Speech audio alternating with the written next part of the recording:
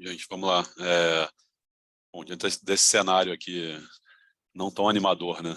Difícil falar até de renda variável, mas eu acho assim, brincadeiras à parte, assim, acho esse cenário, eu diria, complexo, né? E com muita incerteza do que vem para frente, indiretamente, diretamente, eu diria que bate no micro, né? Então, a gente não faz gestão aqui micro baseada no top-down, no cenário, a gente faz baseado no que a gente está vendo aqui nas empresas, mas as decisões do governo ou incertezas que a gente tem, indiretamente vão bater aqui na nossa análise micro. Então, assim, a gente está num momento de alocação de portfólio, onde apesar do valor estar barato, é algo que a gente já conversa aqui, fala há bastante tempo, o valor da bolsa é barato, isso não tem como negar, você também não tem histórias muito claras para se investir. Todas as histórias têm algum risco aumentando por conta de algum fator macro. Então, por exemplo, o setor elétrico, você tem diversas discussões de regulação que vão envolver agora, era a maior posição nossa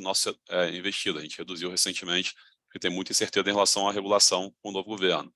Setor financeiro, você tem incerteza em relação à inadimplência. Setor de consumo varejo, a gente tem incerteza agora por conta de juros mais altos, provavelmente vai afetar ali o consumo. Então, dando só alguns exemplos aqui, né, que você fica realmente com menos convicção de aumentar as posições, por mais que o valuation seja realmente barato.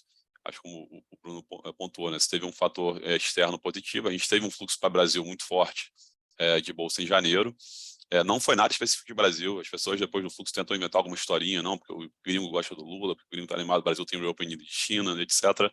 A verdade é que você teve um fluxo para o mundo inteiro, né? Assim, foi um mês positivo para as bolsas no mundo, e principalmente emergente. Claro que com a história de reabertura de China você teve, sim, um impulso para emergente, não para Brasil. Tá? O Brasil não foi nada além do que, não teve fluxo muito diferente do que outros emergentes tiveram. Então, a gente também não pode ser meio que achar que tem alguma historinha do Brasil. Não, é uma historinha realmente global. Difícil saber quanto tempo ela vai durar, se esse fluxo continua ou não.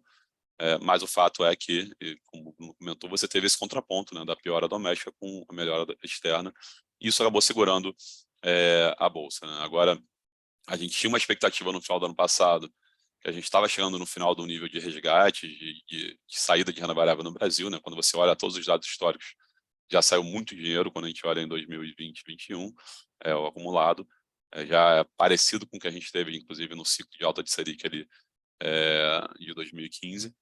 Porém, o que a gente está vendo agora a partir de dezembro e janeiro é um novo movimento de resgate. Né? Então, assim, não está parecendo que esse fluxo chegou ao fim. Acho que a gente teve essa deterioração macro e expectativas naturalmente trazem ali mais resgate para a indústria de renda variável e mais alocação em renda fixa. Então, eu acho que o cenário, de certa forma, piorou nos últimos 2 meses.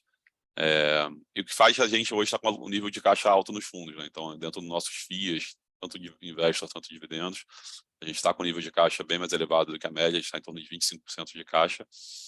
Como eu falei, por falta de convicção, eventualmente aumentar algumas posições. Dentro do long buys, a gente está ali em torno de 60% comprado.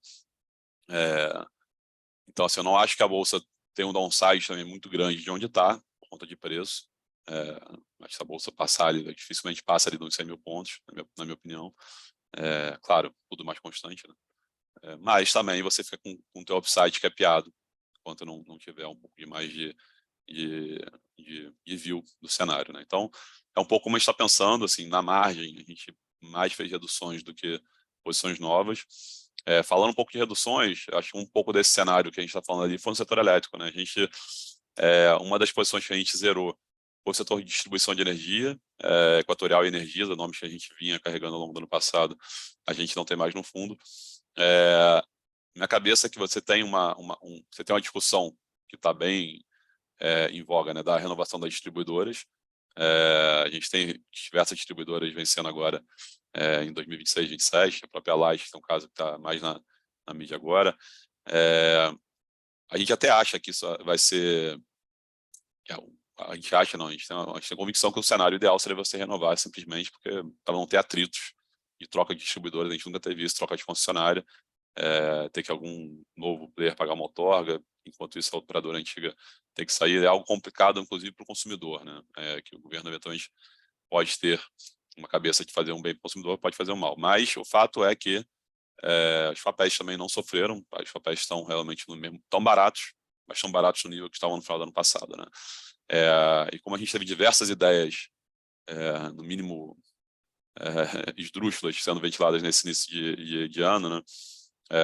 Acho que não custa nada a gente ter alguma ideia do governo realmente exigir alguma coisa para renovar a concessão das distribuidoras. É uma queda de braço, é uma coisa que você não pode ter. Tem empresas que estão muito bem, como a Equatorial Energias, tem empresas que estão na situação pior, como o caso da Light, você não pode também cobrar de todos da mesma forma, né? Então, eu acho que é uma coisa complexa que vai ser debatida, vai ter que ser debatida esse ano. E aí, dado o nível de valor das companhias, a gente achou melhor sair fora enquanto não tem nenhuma clareza. A gente não sabe nem ainda com quem vão ser as pessoas do Ministério de Minas e Energias indicadas para tratar esse assunto. Então, a gente resolveu sair um pouco das posições e aguardar um pouco uma certeza melhor para voltar. Outro cenário ali também do setor elétrico falando foi até a própria Eletrobras, né, que a gente já comentou um pouquinho antes aqui. A Eletrobras vem sofrendo bem, lembrando que ela foi privatizada a 42, né, bateu mais de 50, agora está 37 já, o papel já está bem abaixo já da privatização. Acho algumas coisas me afetando o papel, principalmente as falas do presidente Lula, mas também preço de energia mais baixo. A gente está com um momento de hidrologia bem acima da média histórica, choveu bastante ali no final do ano, e os relatórios estão cheios, então naturalmente o preço de energia está para baixo. A gente acha que vai continuar baixo no curto prazo, pelo menos esse ano inteiro, mas o mercado tende também a perpetuar.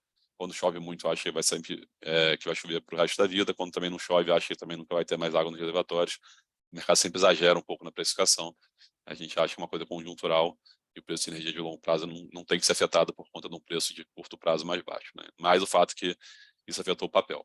E o outro ponto, teve bastante coisa, inclusive, essa semana, do presidente falando em rever a privatização da Eletrobras, algo sendo bem honesto, assim, que dentro dos cenários que a gente tinha quando a gente entrou na posição, algo que a gente já contemplava, mas eu não realmente imaginava que ele ia para esse caminho de tentar. Assim, uma coisa é você falar em coisa eleitoral, uma coisa é você ficar falando coisas que você talvez tenha convicção que você não vai conseguir, né? E que você não ganha nada com isso. Então, os caminhos para reverter uma privatização da Eletrobras são muito difíceis, sempre existem, no Brasil tudo é possível, mas para fazer isso você tem que romper diversas barreiras de, inclusive, democracia. Um governo que pesa tanto pela democracia tem que lembrar que a privatização foi aprovada pelo Senado, pelo Congresso, pelo TCU e pelo STF. Então, assim, todas as instâncias possíveis democráticas votaram a favor da privatização. Você pode argumentar se ela foi boa ou não para o Brasil, mas ela foi feita de forma republicana e correta. Então, assim, para romper essa barreira, você tem realmente que romper, passar um pouco do limite, que eu acho que se realmente romper, o menor dos problemas nossos vai ser a Eletrobras, acho que o resto da bolsa cai, eventualmente até parecido ou mais do que a própria Petrobras, como vai subir. Então, eu acho que o governo vai ter outros problemas se ele romper essa barreira, mas o fato é que isso pesa, sem dúvida, você fica com esse noise no curto prazo e acaba afetando um pouco até a nossa vontade, como eu falei, de aumentar também a posição. Lembrando que a posição de Petrobras foi uma posição grande nossa ao longo do ano passado inteiro, a gente chegou a ter 20% do fundo por conta da privatização, depois, ao longo do final do ano, a gente reduziu e está em torno de 10% do fundo. É a posição que a gente vem carregando, a posição grande ainda, mais menor do que já foi dado essas incertezas.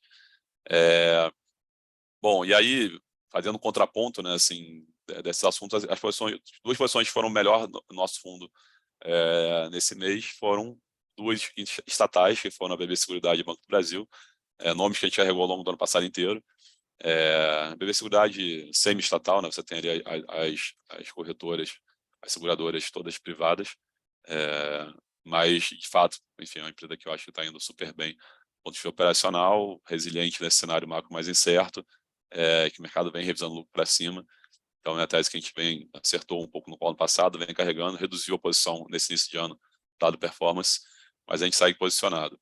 E o Banco do Brasil era um nome também que a gente vê muita gente saindo fora por conta da eleição, a gente manteve, a gente entende que nesse cenário mais adverso, macro, é o banco que vai melhor performar no curto prazo. Então, assim, o Brasil teve o melhor resultado dos bancos ao longo de 2022. A gente acha que isso continua ainda nesse quarto TRI, que vai ser divulgado agora, continua no primeiro TRI.